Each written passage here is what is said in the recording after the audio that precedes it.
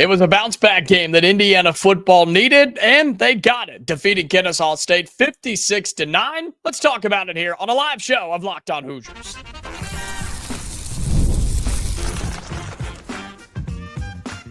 You are Locked On Hoosiers, your daily podcast on the Indiana Hoosiers. Part of the Locked On Podcast Network, your team every day. Welcome, and it is the Locked On Hoosiers podcast. I'm your man, Jacob Goins. I appreciate you being here, making this your first listen or your first watch every single day. We are part of the Locked On Podcast Network, which is your team every day. And a live show here, post-game immediate reactions as Indiana takes down Kennesaw State 56-9. And I think that's a little bit closer to what we were looking for, right? Last week against Old Dominion, we know that we won the game, and we know that Indiana dominated the game. The scoreboard just didn't really show it. This week is a much better performance. 56-9 is the final score. Indiana more than doubles Kennesaw State in total yards. Very balanced offensive attack as well for Indiana. You rush for 313. You pass for 280. I liked what I saw on both of those assets or facets of the game. We'll talk about that in more detail here in just a couple of minutes. I thought the defense overall played well, right? Held Kennesaw State to a few field goal attempts and had an incredible defensive play from Jamari Sharp. Maybe the craziest play I've ever seen after a DB gets beat, makes up for it, and rips the ball out from behind as he's tackling him to the ground. Unbelievable. I don't think I've ever seen anything like it. Big plays are concerning on defense for me, for this Indiana squad. But overall, you do what you're supposed to do and slow down just a confused Kennesaw State offense, it seemed like, with quarterback questions and changing in and out and things like that. But this is what you were supposed to do last week, yes, but this is what you were supposed to do today. Indiana wins 56-9 over Kennesaw State, nearly 600 total yards in offense. That's what you wanted. And hopefully you as an Indiana fan feel better about Fernando Mendoza as your starting quarterback. I sure do. I think he had a great bounce back game. We talked about it all week. Come in, dominate, and convert and score and put up points and have fun doing so. I think Indiana did. I think Indiana absolutely did in front of a good crowd, not sold out, but a good crowd on an early kick in Bloomington. And you were finally able to air it out a little bit. And hey, how about the bounce back game for Elijah Surratt? Only 5 targets a week ago. He absolutely popped off this week. Indiana said, yeah, he's the best player on our team. We should probably get him the football, right? How about 97 yards, 3 touchdowns on 13 targets for Mr. Elijah Surratt. You love to see that. EJ Williams gets in on the touchdowns as well. He had one.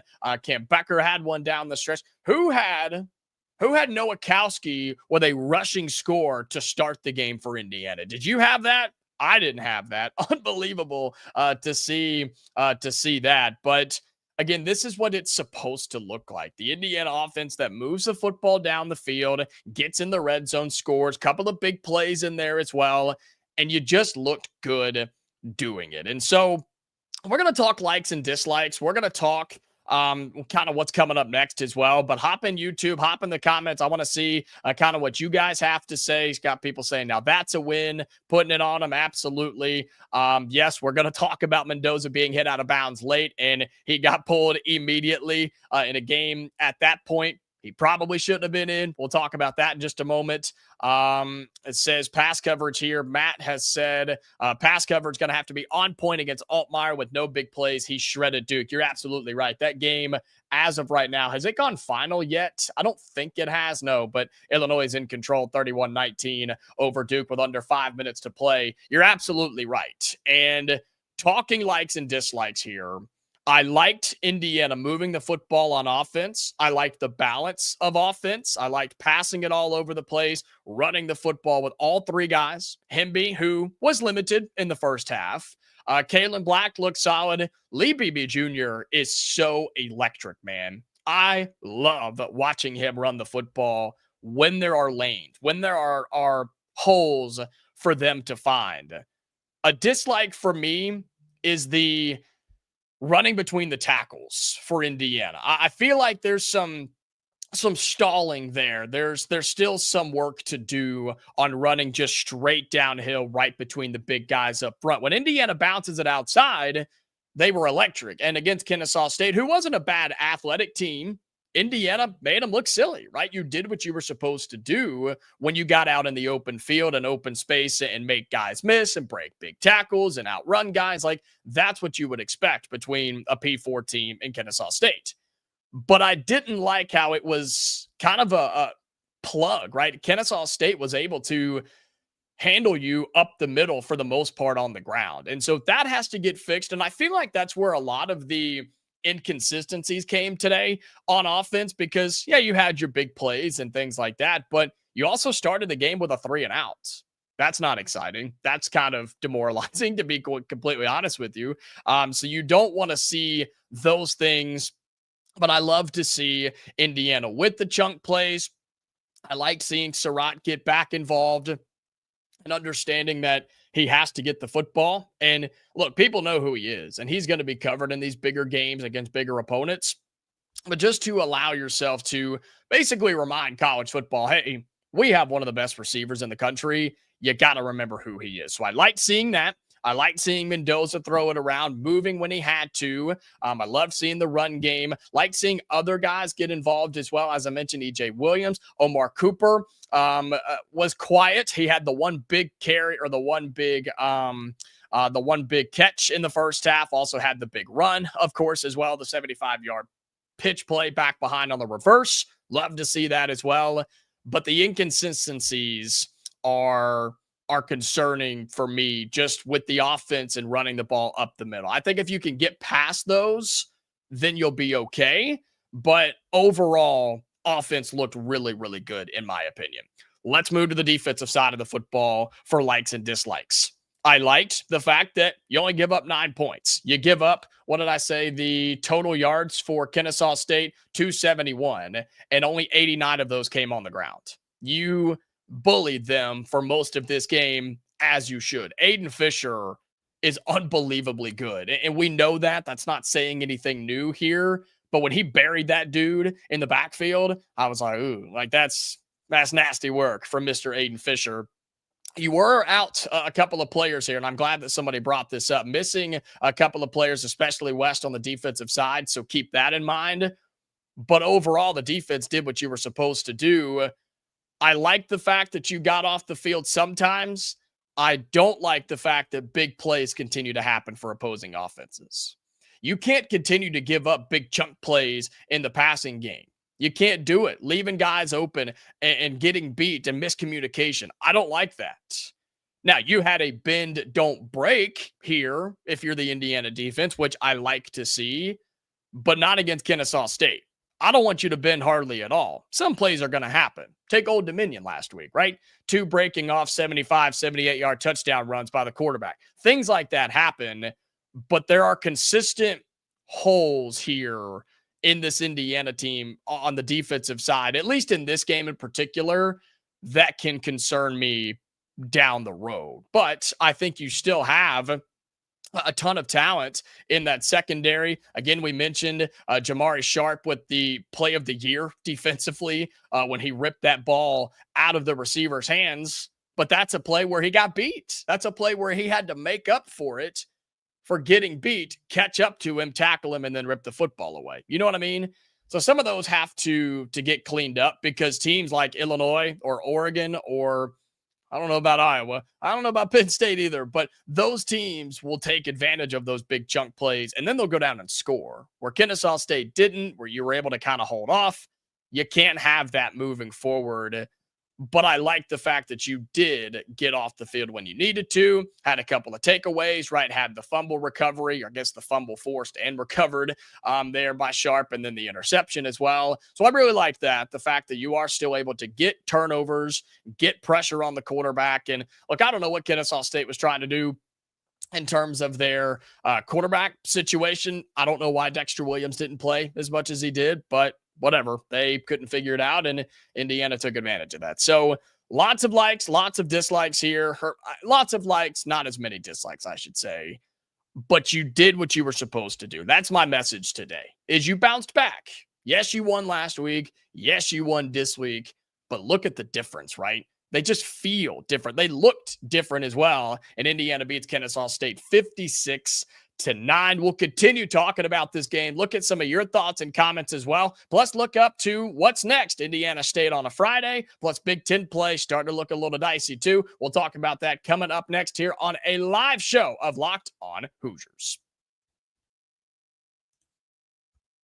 Today's live show of Locked On Hoosiers is brought to you by Mazda. You can just move through life, or you can find the things that move you. It's really your choice. You can choose to get out there, choose your people. You can choose to go for it, like really go for it. Just choose to do something that moves you. Mazda crafts cars for those who choose to do more than simply move. Mazda, move and be moved. Today's live show of Locked On Hoosiers is brought to you by DoorDash. The weekend is here, and it's time to look at the games going on, and especially for Indiana. And let's go ahead and hand out an MVP. Why should? I mean, I think we should, right? Who delivered? Powered by DoorDash. Just like you can win every Saturday with DoorDash Streaks, saving more every time you order. These players delivered when it mattered the most. Let's break it down. And it's Elijah Surratt. Easily Elijah Surratt. Again, a guy that got 5 targets a week ago, had 9 catches today, 3 touchdowns, and just shredded. One was just wide open on the post route where the safety bit went the wrong way, and he was wide open. Don't know how you lose 13, but you did. And Elijah Surratt stepped up in a big, big way. Just like that, Elijah Surratt delivered for Indiana. DoorDash delivers your Saturdays with DoorDash Streaks. You save every Saturday you order, stack it up all season, and you could save up to $250, including $100 in DoorDash credits. Order this Saturday, that's today. Keep the streak alive. Fuel your game day only with DoorDash. Terms apply. Promo period through November 18th. All right, welcome back to Locked On Hoosiers, a live show. Postgame as Indiana defeats Kennesaw State 56-9, starting 2-0 on the season. And now you kind of ask, okay, what's next? What is next for this Indiana team? Well, excited to hear what Curt Cignetti has to say. A guy that you really just can't tell how he feels by looking at his facial expressions on the sidelines, because he always looks kind of mad. I mean, he always looks kind of miserable and that he doesn't want to be there. But I think he'll be much happier with this game. I'm much happier with this game.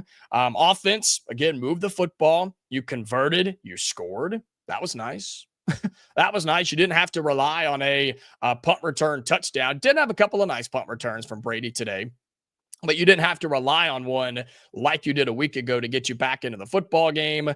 You kind of did what you wanted to do. Again, more than double Kennesaw State's total yards. You were flirting with 600 yards in this game on total offense. And man, I'll be honest, I loved to see Alberto Mendoza come in and get a beautiful touchdown pass. Are you kidding me? That was an incredible back route to the back corner of the end zone. Threw it up there. Williams popped up, put 2 hands on it, and comes down for the score. I thought that was impressive too. Really cool to see both Mendoza brothers get in and have a good day throwing the football around. And so here's what's next is Indiana's 2-0. You now play on a short week on Friday night, remember, with Indiana State coming to town Friday night to Bloomington. And then you start Big Ten play. And to Lorenzo's point, looking like Illinois will be a top 10 team in the coming weeks. They will. I've said it. I think they will be. God, my goodness. I just saw they scored again. Illinois did with 4 minutes to play. It's 45-19 Illinois over Duke. And that's a good Duke team too. But man, that's a heck of a win for Illinois on the road. I think they have a cupcake game there next week. They do. They play Western Michigan next week. So look, Illinois is going to be a top 10 team. Just go ahead and be ready for that. And that's 2 weeks for Indiana here in Bloomington. So that's going to be a big one. You're just really trying to stay healthy. Did want to say, who said this earlier? I saw, see, this was really cool from Austin. It was so fun to watch how happy Fernando was for his brother. Absolutely. Very, very cool to see that. There was somebody that mentioned something about Mendoza on that last play. Here we go. Yep. This says, when the Mendoza was hit out of bounds, I was terrified we would have a collateral knee injury or ACL tear. Fan since 1976. Wow. How about that? That's a a dedicated fan of the Indiana Hoosiers. But yeah, that was scary. I absolutely agree. Something I disliked was Fernando Mendoza being in the game that long, just to go back to that segment for a second. And I think Indiana was like, yep, it's time for you to go. It's time for you to be done. Let's get you out of here. But he ran the ball when he needed to, so good things happened there. And that's really what you're trying to do now moving forward. After a 56-9 win like this, where you do pretty much everything you wanted to do, you are looking to stay healthy. And I'm just going to be honest with you. This coming week against Indiana State, you're going to be able to do anything and everything. Starters might play the first half. They might play the first half, and that's going to be it. And honestly, that's fine. I don't care if you win it by 2 touchdowns and that's it. Just get in and out of this game. Prepare for what is going to be a top 10 team in Illinois coming up in just a couple of weeks. But overall, yes, I'm glad James brought this up. Much better offensively, but still a lot of drops. Defense played great. I like the consistency. Man, we do got to get the drops fixed. Thank you for bringing that up, James, because there were several first downs, a couple of potential touchdowns, and a whole lot more that were just flat out dropped by this Indiana team. Had some last week. Omar Cooper, right, with the touchdown pass or potential touchdown pass a week ago. You had several in this game today. Seems like it might be a trend across college football, because I was watching several other games while we were watching the Indiana game, and it seems like everybody's just dropping balls left and right and got butterfingers and nerves or whatever the case may be. Look, you get to Big Ten play, you can't drop touchdowns. You can't drop first downs. You can't hurt yourself in those ways. So I agree with you that you got to get those cleaned up as well if you're Indiana. Matt says the offense looked very nice. Defensive line needs more push up front, in my opinion. I thought they were better today. I agree. I would like to see them get a little bit more. Again, a couple of guys not playing in this game defensively for the Hoosiers. So I thought it was improved from last week. That was one of my dislikes against Old Dominion that I wanted to see more of for Indiana. But I thought it was better today, and really trying to contain the quarterback. Wasn't hardly any rushing attack by this Kennesaw State team. So overall, I was impressed, but I'm with you. Still would like to see that get a little better. And so as we wrap up here, I would grade this as an A. I mean, just A all the way around. Was it your absolute best top-notch performance? No, but you scored a lot of points. You moved the football. You got your receivers involved again. And Fernando Mendoza looks like one of those top portal quarterbacks that Indiana went and got. And he showed you today why you went and got him, why he is going to win you some games in the Big Ten. As long as you can protect him and you keep running the football like you have, you're going to be just fine. And then defensively, yeah, just clean up the big plays, clean up those busted coverages and the chunk plays for the offense. And bend don't break is great in the Big Ten. I just don't like to see it against these types of teams. And so overall, though, I mean, you got to be happy with it. And I feel better about this one than I did a week ago against Old Dominion. So on the way out, James is asking, what was the stats on offense? Seemed like we ran the ball still really well. Yes, Indiana with 593 total yards on offense and a pretty good split here.